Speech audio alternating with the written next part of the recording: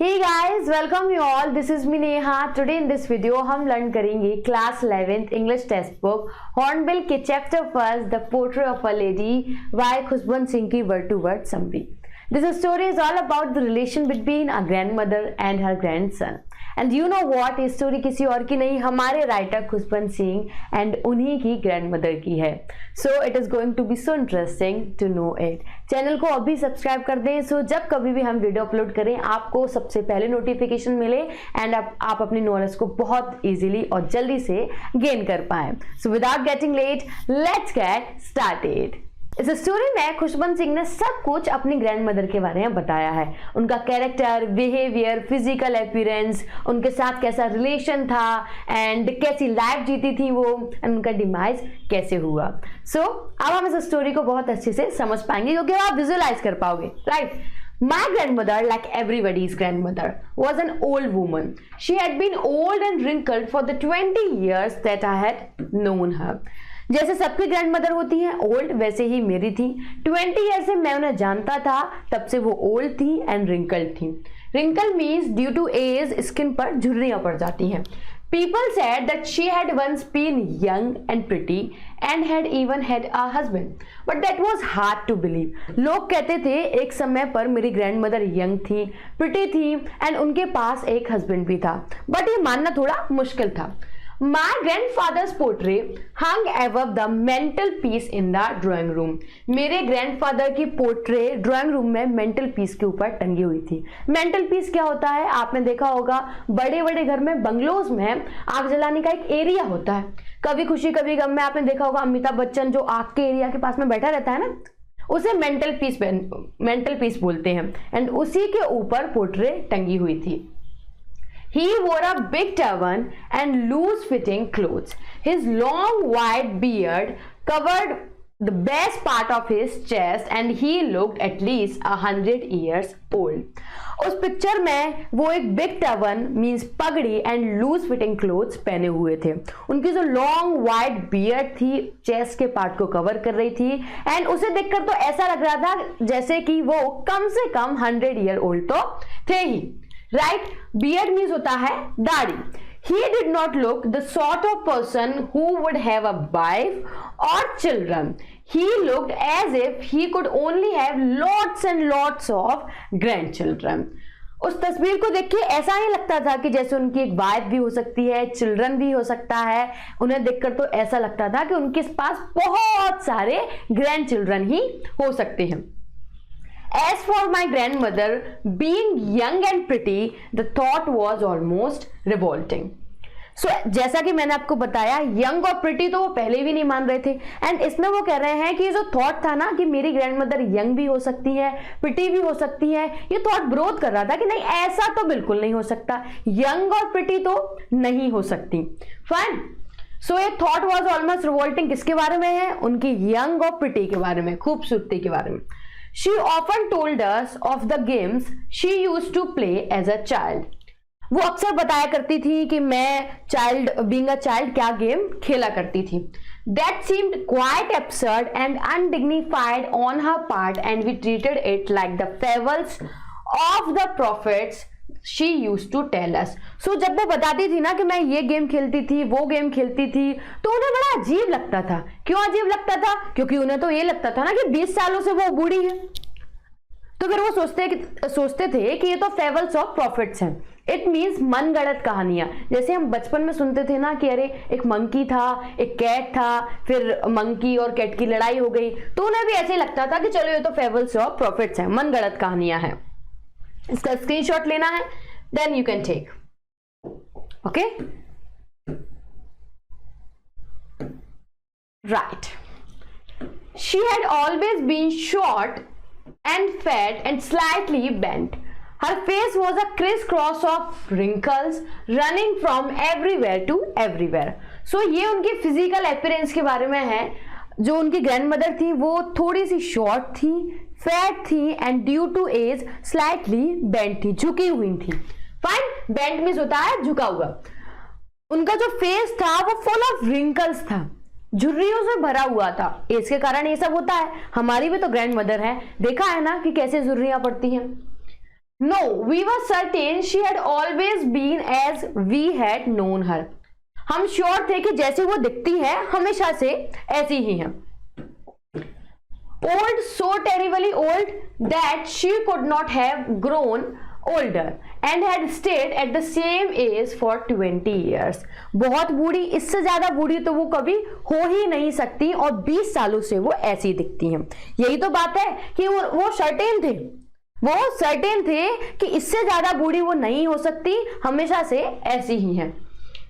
She could never have been pretty, but she was always beautiful. वो कभी सुंदर नहीं हो सकती बट वो सुंदर थी. इसका क्या मीनिंग है? सो ये जो प्रिटी वर्ड है वो उनकी फिजिकल अपीयरेंस के बारे में है कि बाय फेस वो कभी सुंदर नहीं हो सकती क्योंकि वो तो 20 ईयर से ऐसे ही देख रहे हैं. एंड वो ब्यूटीफुल है. ये जो ब्यूटीफुल वर्ड है ना वो इनसाइड ब्यूटी को शो करता है. ओके वो हमेशा से ब्यूटीफुल थी. इट मीन्स इनसाइड ब्यूटी उनमें बहुत थी. She hobbled about the house in the spotless white with one hand resting on her waist to balance her stoop and the other telling the beats of her rosary. ये जो 3 lines हैं वो उनके चलने के तरीके को एक्सप्लेन कर रही हैं. हॉबल मीन्स होता है वॉक करना, बट फिर तो वॉक लिखा होना चाहिए था, but in an absurd manner, थोड़े अजीब तरीके से, क्योंकि वो स्लाइटली बेंड थी. राइट, स्टूप मीन्स भी बेंड ही होता है. वो स्लाइटली बेंड थी तो क्या करती थी, एक कमर, एक जो हैंड है वो कमर पर रखा करती थी एंड एक हाथ से बीड ऑफ रोजरी मीन्स रुद्राक्ष की माला ऐसे पकड़ा करती थी एंड ऐसे ऐसे चला करती थी. मैं चला के दिखा सकती हूँ आपको. Fine. Her silver locks were scattered untidily over her pale and puckered face and her lips constantly moved in inaudible prayer. Silver locks से मीनिंग है उनके ग्रे हेयर. उनके जो ग्रे हेयर हैं वो उनके पेल फेस, पीले फेस और पकड़ फुल ऑफ रिंकल्स फेस पर बिखरे हुए रहते थे. फाइन. और उनके जो लिप्स हैं वो कॉन्स्टेंटली प्रेयर गाते रहते थे, मूव करते थे, बट इनऑडिबल प्रेयर थी. हमें सुनाई नहीं देता था, हमें इतना पता पड़ता था कि उनके जो लिप्स हैं वो मूव कर रहे हैं एंड वो प्रेयर रिसाइट कर रही हैं. Yes, she was beautiful. हाँ वो सुंदर थी. इनसाइड ब्यूटी कैसे आई कि उनके इतने अच्छे कैरेक्टर थे तो इनसाइड ब्यूटी तो स्वाभाविक है, ऑब्वियस सी बात है. She was like the winter landscape in the mountains. ये जो फर्स्ट लाइन है यहां से लेकर यहां तक, इसका मीनिंग है वो फिजिकल अपीयरेंस के बारे में बता रहे हैं. स्पॉटलेस व्हाइट क्लोथ्स पहना करती थी एंड ग्रे हेयर थे तो वैसे लगता था जैसे माउंटेन होते हैं विंटर में, बस वैसे ही व्हाइट कलर के.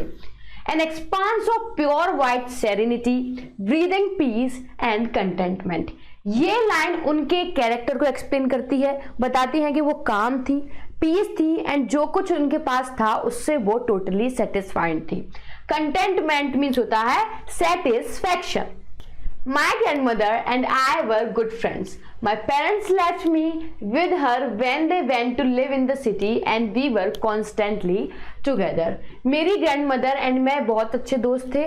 जब मेरे पेरेंट्स सिटी में अच्छे से सेटल होने के लिए गए थे तो मुझे मेरी ग्रैंडमदर के पास छोड़कर गए थे एंड तब से हम साथ में हैं. She used to wake me up in the morning and get me ready for school. वो मुझे उठाया करती थी एंड तैयार किया करती थी for school. She said her morning prayers in a monotonous sing song while she bathed and dressed me in the hope that I would listen and get to know it by heart. Monotonous means होता है boring. So मुझे नहलाते time and dressing करते time वो morning prayers गाया करती थी but वो थोड़ी बोरिंग थी एंड उन्हें लगता था कि मैं इन्हें दिल से सुन रहा हूं. I listened because I loved her voice but never bothered to learn it.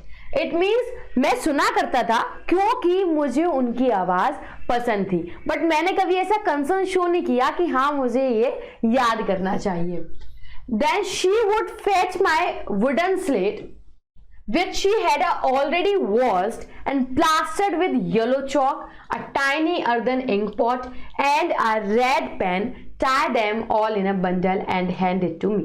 Fetch means होता है लेकर आना. So वो मेरे लिए wooden slate, chalk, red pen and ink pot लेकर आती थी, उसका बंडल बनाकर मुझे थमा देती थी. After a breakfast of a thick stale chapati with a little butter and sugar spread on it, we went to school. So breakfast के बाद, ब्रेकफास्ट में क्या देती थी? स्टेल चपाती, इट मीन्स बासी रोटी। बासी रोटी के ऊपर शुगर एंड बटर लगा के देती थी और हम स्कूल चले जाते थे। She carried several stale chapatis with her for the village dogs. कई सारी जो स्टेल चपातीज थी वो विलेज डॉग्स के लिए लेकर जाती थी। समझ आ रहा है? फाइन, आना ही चाहिए। Okay, my grandmother always went to school with me because the school was attached to the temple. जो मेरी ग्रैंडमदर थी वो हमेशा मेरे साथ स्कूल जाया करती थी बिकॉज स्कूल टेम्पल से अटैच था। The priest taught us the alphabet and the morning prayer. Priest means क्या होता है? पुजारी। पुजारी हमें morning prayers and alphabet सिखाया करते थे। While the children sat in rows on either side of the veranda singing the alphabet or the prayer in a chorus. My grandmother sat inside reading the scriptures. So जो बच्चे थे वो रो में खड़े होकर, रो में बैठकर कोरस की तरह, कोरस क्या होता है? एक सिंगर होता है, राइट? उसके पीछे 15-20 और को सिंगर्स होते हैं। तो पहले जो लीड सिंगर है वो गाता है एंड उसी के लिरिक्स फिर से कौन रिपीट करता है? जो 15-20 सिंगर्स खड़े हुए हैं। तो उसको हम क्या बोलते हैं? उस टीम को हम कोरस बोलते हैं। तो आप ये समझ सकते हो कि प्रीस्ट बोल रहे हैं एंड उसी को कौन कॉपी कर रहा है? चिल्ड्रन कर रहे हैं, इसलिए वो चिल्ड्रन कोरस आ गए, राइट? चिल्ड्रन कोरस में आ गए। सो और जो उनकी ग्रैंडमदर थी वो अंदर जाकर स्क्रिप्चर्स पढ़ा करती थी। स्क्रिप्चर्स मीन्स होते हैं ग्रंथ। When we had both finished, we would walk back together.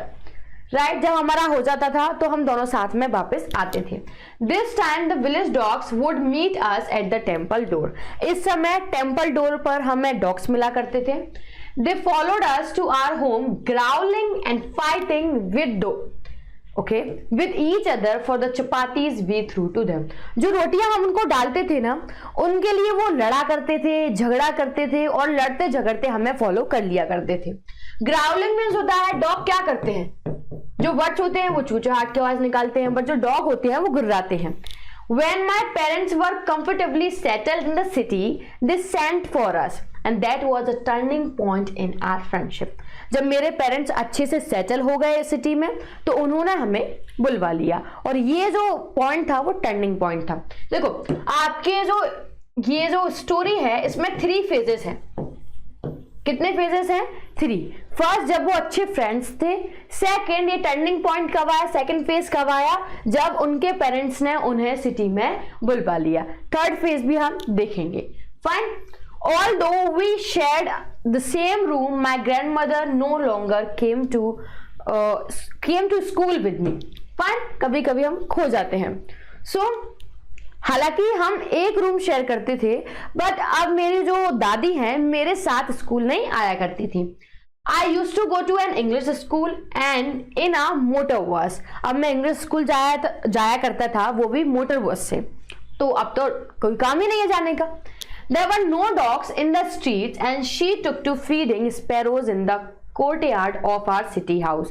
So अब वहां कोई डॉग नहीं थे, इसीलिए उन्होंने स्पैरोज को फीड कराना स्टार्ट कर दिया था। जो सिटी का घर था ना उसके आंगन में। As the years rolled by, we saw less of each other for some time. She continued to wake me up and get me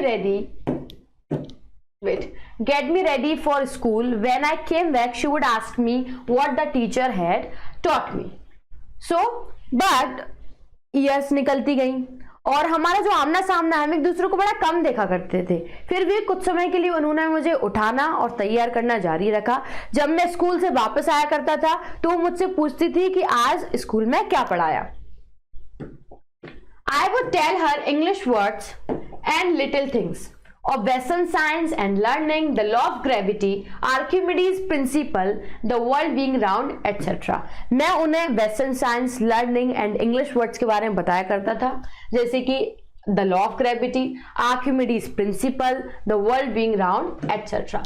this made her unhappy. ये जो थिंग्स थी ना कि चलो आप ये पढ़ रहे हो वो पढ़ रहे हो ना, वेस्टर्न साइंस पसंद नहीं था तो बहुत दुखी होती थी इसे सुनकर। She could not help me with my lessons. अब वो मेरे लेसन्स में हेल्प नहीं कर पाती थी। क्यों? क्योंकि हमें जब आएगा तभी तो हम हेल्प कर पाएंगे। अब ग्रैंड मदर है, उन्हें ही कहां से आएगा। She did not believe in the things they taught at the English school and was, यहां तक पढ़ लेते हैं। ओके, तो जो स्कूल में पढ़ाया जा रहा था ना, उसमें वो विश्वास नहीं रखती थी। अब नहीं रखती है तो नहीं रखती है। And was distressed that there was no teaching about God and the scriptures, और दुखी थी, स्ट्रेसफुल थी। क्यों थी? क्योंकि उन्हें लगता था कि स्कूल में गॉड और स्क्रिप्चर्स के बारे में नहीं पढ़ाया जा रहा है। One day I announced that we were being given music lessons. एक दिन मैंने अनाउंस किया कि हमारे स्कूल में म्यूजिक लेसन्स दिए जाएंगे। She was very disturbed. To her, music had lewd associations. So इसे सुनकर तो वो डिस्टर्ब हो गई, क्योंकि उनके हिसाब से जो गाना बजाना म्यूजिक है वो अच्छे लोगों के लिए नहीं है, लोग जो मिडिल क्लास और लो क्लास लोग हैं उनके लिए है। Okay, it was the monopoly of harlots and beggars and not meant for gentlefolk. That's what I told you कि ये beggars के लिए, वही ना, लो क्लास लोगों के लिए है, ये जेंटल फॉक लोगों के लिए नहीं है जो अच्छी फैमिली से बिलोंग करते हैं। She said nothing, but her silence meant disapproval. She rarely talked to me after that. उन्होंने कुछ कहा नहीं, बट उनके साइलेंस से हमें पता पड़ गया था कि वो डिसएग्री हैं, बट उसके बाद से तो उन्होंने बहुत कम मुझसे बात करना स्टार्ट कर दिया। When I went up to university, I was given a room of my own. The common link of friendship was snapped. जब मैं यूनिवर्सिटी गया तो मुझे एक अलग रूम मिला और जो हमारी फ्रेंडशिप की लिंक थी वो स्नैप्ड हो गई थी। अब तो अलग अलग ही हो गए हैं। My grandmother accepted her seclusion with resignation. Seclude means होता है पब्लिकली दूर रहना, I mean लोगों से ज्यादा मिलना जुलना नहीं, अपने आप में रहना, अपने आप को प्राइवेटाइजेशन कर लेना। Fine. She rarely left her spinning wheel to talk to anyone. वो किसी से ही बात करने के लिए अपना स्पिनिंग व्हील बहुत कम छोड़ा करती थी, उन्हें मतलब नहीं था, क्योंकि वो तो सेक्लूड पर्सन थी। From sunrise to sunset, she sat by her wheel spinning and reciting prayers. सुबह से लेकर शाम तक वो स्पिनिंग व्हील के पास बैठा करती थी एंड अपनी प्रेयर्स रिसाइट किया करती थी। Only in the afternoon she relaxed for a while to feed the sparrows. Afternoon में, ओनली आफ्टरनून में वो रिलैक्स फील किया करती थी। क्यों? तो जब वो स्पैरोज को खाना खिलाया करती थी। While she sat in the veranda breaking the bread into little crumbs, hundreds of little words collected round her, creating a veritable bedlam of chirrupings. It means जब वो आंगन में बैठकर ब्रेड के छोटे छोटे टुकड़े किया करती थी तो कई सारी हंड्रेड्स ऑफ स्पैरोज उनके आसपास आकर बैठ जाया करती थी और चू चाह की आवाज किया करती थी। स्पैरोज देखना चू चाह करती है ना, बस वही। Some came and perched on her legs, others on her shoulders, some even sat on her head. Perch means होता है बैठना। So कुछ स्पैरोज उनके शोल्डर पर, कुछ हेड पर एंड कुछ उनके लेग पर बैठा करती थी। She smiled but never shooed them away. So इस चीज को देखकर वो स्माइल किया करती थी बट कभी उनको भगाया नहीं करती। शू अवे, हम कहते ना शू हट हट, वो वाला शू away. It used to be the happiest half hour of the day for her. उनके लिए ये जो हाफ आवर था वो सबसे ज्यादा हैप्पीएस्ट था, सबसे उनको खुश कर देता था। When I decided to go abroad for further studies, I was sure my grandmother would be upset. I would be away for 5 years. जब मैं यूनिवर्सिटी गया तो मुझे लगा कि ग्रैंडमदर अपसेट होंगी क्योंकि मैं 5 साल के लिए जा रहा हूँ। And at her age one could never tell, और इस एज में कोई नहीं बता सकता कि इंसान कब तक जिएगा, तो वापस आकर मेरी ग्रैंडमदर मुझे मिले या ना मिले। But my grandmother could, she was not even sentimental, right? She came to leave me at the railway station but did not talk or show any emotion. वो तो सेंटिमेंटल, बिल्कुल भी दुखी नहीं थी एंड मुझसे बात भी नहीं की एंड कोई भी इमोशन शो नहीं किया। उन्हें दुख तो था बट उन्होंने अपना कोई भी इमोशन शो नहीं किया। Her lips moved in prayer, her mind was lost in prayer, her fingers were busy telling the beats of her rosary. Beats of rosary समझते हो? रुद्राक्ष की माला। सो उनका जो ब्रेन है वो प्रेयर गा रहा था, राइट, प्रेयर गा रहा था एंड जो लिप्स हैं वो गुनगुना रहे थे, गुनगुनाना but inaudible prayer, right, and उनके जो हैंड हैं वो माला करने में बिजी थे। Silently she kissed my forehead, and when I left, I cherished the moist imprint as perhaps the last sign of physical contact between. जब मैं जा रहा था तो उन्होंने क्या किया, मेरे forehead पर किस किया, and मुझे ऐसा लगा कि ये last physical touch है, because जैसा हमने अभी डिस्कस किया कि इस एज में कोई नहीं बता सकता कि कौन कब तक जिएगा, तो उन्होंने उस पल को बहुत अच्छे से चेरिश किया. But that was not so. After 5 years, I came back home and was met by her at the station. But ऐसा नहीं हुआ, वो जीवित रही and वो मुझे स्टेशन पर मिलने भी आई. She did not look a day older. वो एक दिन भी बूढ़ी नहीं दिख रही थी. हमेशा से क्योंकि उन्हें तो ऐसा लगता है कि 20 ईयर से ऐसी ही है. She still had no time for words. आज भी उन्होंने कोई शब्द नहीं बोले. And while she clasped me in her arms, I could hear her reciting her prayers. Clasp means होता है tight hug. So जब उन्होंने मुझे एक tight hug दिया, तो मैं सुन पाया कि वो prayers recite कर रही हैं. Even on the first day of my arrival, her happiest moment were with her sparrows, whom she fed longer and with frivolous rebukes. So मेरे आने के बाद भी, मेरे arrival के बाद भी जो उनका happiest time था, वो sparrows को feed कराना था. एंड प्रिविलेज रिव्यू का मीनिंग जानते हो, आप सिर्फ शो ऑफ कर रहे हो, इसका डांटने का. आप डांट रहे हो बट आप डांटना नहीं चाहते, आप तो शो ऑफ कर रहे हो कि सामने वाला डर जाए. सो वो भी क्या करती थी, स्पैरोस को प्रिविलेज रिव्यू दिया करती थी, बस सीरियसली नहीं, शो ऑफ करती थी उन्हें डराने का. इन the evening a change came over her. Evening में एक अलग बदलाव आया उनमें. शी डिड नॉट प्रे, उन्होंने प्रे नहीं की. She collected the women of the neighbourhood, got an old drum and started to sing. उन्होंने पड़ोस की जो लेडीज होती हैं उन्हें कलेक्ट किया एंड एक ड्रम लेकर आई और उसे बजाना स्टार्ट कर दिया और गाना स्टार्ट कर दिया. For several hours she thumped the sagging. Thump means बजाना, ड्रम बजाना, right? She thumped the sagging skins of the dilapidated drum and sang of the homecoming of warriors. So उन्होंने क्या है, skin of the dilapidated drum means है जर्जर टूटा फूटा drum बजाना स्टार्ट कर दिया एंड होम वॉरियर सॉन्ग आए.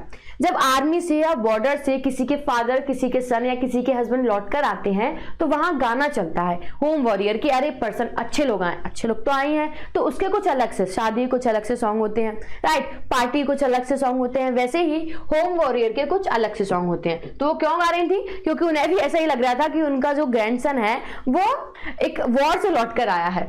We had to persuade her to stop to avoid overstraining. हमें उन्हें persuade means होता है राजी करना, मनाना. हमें उन्हें मनाना पड़ा कि ये जो बजाना है वो अवॉइड कर दें, बंद कर दें, so that उनकी जो overstraining है, थकान बंद हो जाएगी. That was the first time since I had known her that she did not pray. ये पहली बार था जब से मैं उन्हें जान रहा हूं उन्होंने प्रेयर नहीं की. The next morning she was taken ill. It means next morning वो बीमार पड़ गई. It was a mild fever and doctor told us that it would go. वो एक हल्का फीवर था, राइट, उन्हें हल्का फीवर आया, डॉक्टर ने कहा कि चला जाएगा. But my grand mother thought differently. But मेरी जो ग्रैंड मदर है उन्होंने अलग तरीके से सोचा. She told us that her and was near. उन्होंने हमें बताया कि जो मेरा एंड है, मेरी मृत्यु नियर है. She said that since only a few hours before the close of the last chapter of her life. So मरने से कुछ घंटे पहले उन्होंने हमें बता दिया. She had omitted to pray, उन्होंने प्रे करना स्टार्ट किया. She was not going to waste any more time talking to us, क्योंकि वो हमसे बात करके अपना टाइम वेस्ट करना ही चाहती थी. We protested but she ignored our protest. हमने विरोध किया कि नहीं ऐसा नहीं है, अब ठीक हो जाओगे, बट उन्होंने क्या है, इग्नोर कर दिया, क्योंकि जो मरने वाला है उसे पता होता है. वो कभी कभी होता है ना, हमने सुना है कि इंसान की सांस किसी चीज में अटकी है, तो वो भी जी रही थी क्योंकि उन्हें अपने ग्रैंड सन को देखना था. She lay peacefully in the bed, praying and telling her beads. Even before we could suspect, her lips stopped moving and the rosary fell from her lifeless fingers. So bed पर late गई and prayer recite करना start कर दिया. But इससे पहले हमें पता लग पाता, उनके जो लिप्स थे वो मूव करना बंद कर गए थे, राइट. उनकी लाइफलेस मतलब बेजान फिंगर्स में से बीट्स ऑफ रोजरी, रुद्राक्ष की माला गिर गई थी. A peaceful pallor spread on a face and we knew that she was dead. Pallor means होता है जब कोई मर जाता है तो एक अलग सा पीलापन इंसान के फेस पर आ जाता है, तो उनके फेस पर भी वो पीलापन बिखर गया था एंड हम समझ गए थे कि ये नहीं रही। We lifted her off the bed and, as is customary, laid her on the ground and covered her with a red shroud. So, according to the rituals, customs, हमने उन्हें बेड से उठाकर जमीन पर लिटा दिया एंड उनको रेड श्राउड मीन्स होता है कपड़ा, सो लाल कपड़े से उन्हें कवर कर दिया। After a few hours of mourning, we left her alone to make arrangements for her funeral. So morning means होता है दुख व्यक्त करना, कुछ घंटों का दुख व्यक्त करने के बाद अंतिम संस्कार फ्यूनरल के अरेंजमेंट करने के लिए हमने उन्हें अकेला छोड़ दिया। In the evening we went to her room with a crude stretcher to take her to be cremated. Right, crude stretcher means होता है जो आपने नहीं सुना हॉस्पिटल में जो स्ट्रेचर होता है, बट ये वैसा ही स्ट्रेचर था क्योंकि घर का स्ट्रेचर था। सो हम उनके रूम में स्ट्रेचर लेकर गए क्योंकि उन्हें अंतिम संस्कार के लिए लेकर तो आना था। The sun was setting and had lit her room and veranda with a blaze of golden light. So सूरज डूब रहा था और उसकी जो गोल्डन रेस थी वो उनके रूम में एंड आंगन में आकर बिखर गई थी। Golden blaze of golden light, क्योंकि जो डूबते हुए सन की जो रेज होती हैं वो गोल्डन लाइट की तरह ही दिखती हैं। We stopped halfway in the courtyard, all over the veranda and in her room right up to where. So उनके रूम से लेकर आंगन तक का जो बीच का एरिया था वहां उन्हें लिटा दिया एंड शी ले dead and stiff wrapped up in the red shroud. It means उन्हें लिटा दिया और जो रेड श्राउड था, लाल कपड़ा था, उससे उन्हें कवर कर दिया। Thousands of sparrows sat scattered on the floor. There were no chirping. Thousands of sparrows आंगन में आकर बैठ गई, बट आज कोई चूचहाट की आवाज नहीं थी। We felt sorry for the birds and my mother fetched some bread for them. हम उनके लिए बहुत बुरा लगा और मेरी माँ उनके लिए कुछ ब्रेड लेकर आई। She broke it into little crumbs the way my grandmother used to do. मेरी माँ ने ब्रेड के ऐसे टुकड़े किए जैसे ग्रैंडमदर करती थी and threw it to them. उन्हें डाल दिया। The sparrows took no notice of the bread. जो उनकी ग्रैंडमदर थी उन्होंने उन्हें ब्रेड डाला स्पैरोज को, बट उन्होंने ध्यान तक नहीं दिया। When we carried my grandmother's corpse off, they flew away quietly. So corpse means होता है डेड बॉडी। So जब हम अपनी ग्रैंडमदर की डेड बॉडी को ले गए तो वो भी शांति से उड़ गई। वो कौन? Sparrows. Next morning the sweeper swept the bread crumbs into the dustbin. अगली सुबह स्वीपर आया एंड जो क्रम्स थे, ब्रेड क्रम्स थे, उन्हें डस्टबिन में डाल दिया। So this was the end of story. Now we can say that Khushwant Singh ने स्टोरी बहुत ब्यूटीफुली एक्सप्लेन की है। आई होप आपको समझ में आएगा। फर्स्ट फेज कब था? जब वो अच्छे दोस्त थे। सेकेंड फेज टर्निंग पॉइंट आया जब वो सिटी में रहने चले गए, राइट, अपने पेरेंट्स के साथ। थर्ड फेज कब था? जब वो यूनिवर्सिटी गए। समझ में आ रहा है? अच्छे से 3 फेजेस के बारे में पूछा जा सकता है। The thought was almost revolting, मानने को तैयार नहीं थी। थॉट बड़ा अजीब था कि नहीं वो सुंदर हो सकती हैं एंड वो यंग भी हो सकती हैं। सेक्लूजन विद रेजिग्नेशन मीन्स है कि उन्होंने मान लिया था कि अब हमें अकेला ही रहना है, क्योंकि उनका एकमात्र सहारा, क्योंकि लोग बहुत सारे हैं, आपको ये देखना होता है कि आप प्यार किससे कर रहे हैं। वो तो ओनली अपने ग्रैंडमदर सबसे ज्यादा सन से सबसे ज्यादा प्यार करती थी, तो उन्होंने मान लिया कि अब इस बच्चे को मुझे तैयार नहीं करना है, इसके साथ कहीं नहीं जाना है, मैं अपना सेक्लूजन एक्सेप्ट करती हूँ। कंप्लेन उन्होंने शो नहीं की। So if you like this video, hit the like button. Do comment me in the comment section below. Comment section में आप बताओगे that इस स्टोरी की एक्सप्लेनेशन आपको कैसी लगी, आप अपनी ग्रैंडमदर से कितना प्यार करते हैं। इंग्लिश ग्रामर लेसन्स चाहते हैं तो मेरा एक अलग से चैनल है, वहां आपको सारे ग्रामर लेसन्स मिल जाएंगे। I'll give you link in the description below. वहां से जाना, चैनल को सब्सक्राइब करना एंड बेल आइकन प्रेस करना मत भूलना, अदरवाइज नोटिफिकेशन कैसे मिलेगी। फाइन, एंड और क्या कर सकते हो, और कॉमेंट तो भर भर के करने ही है। So thank you so much guys, thanks a lot.